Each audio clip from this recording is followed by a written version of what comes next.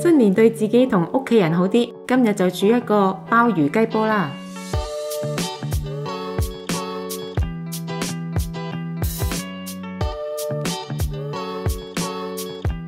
首先將芫茜、大蒜、芹菜切段，辣椒切條，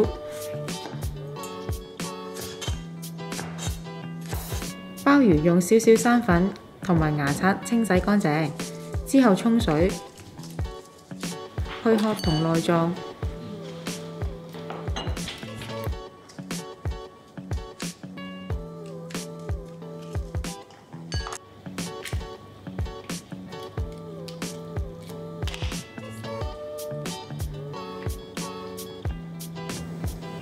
用小刀喺鮑魚面計格仔花，備用。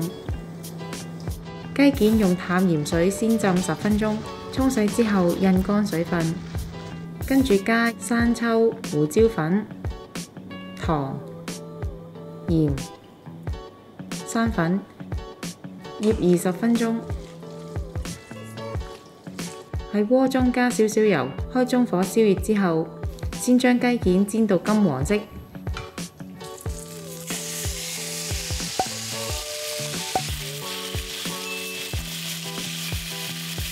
夾起擎乾油份，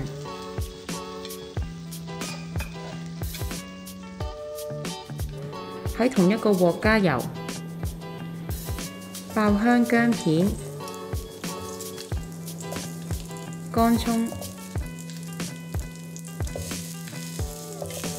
洋葱同埋辣椒。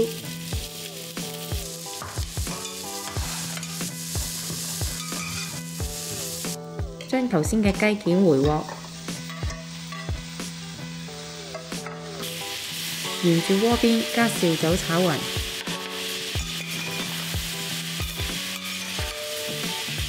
然後再加蠔油、老抽、糖、鹽，炒勻，跟住加熱水。等水滾之後，就放入鮑魚，蓋上鍋蓋，用中火煮到氣門開始跳動嘅時候，就可以轉細火，共燜煮嘅時間大概8分鐘。夠鐘之後，先夾起鮑魚，以免煮過熟變硬。用生粉水埋芡，跟住加入芹菜、芫茜、大蒜。再兜勻之後，熄火就可以放返鮑魚入去，咁就可以趁熱享用啦。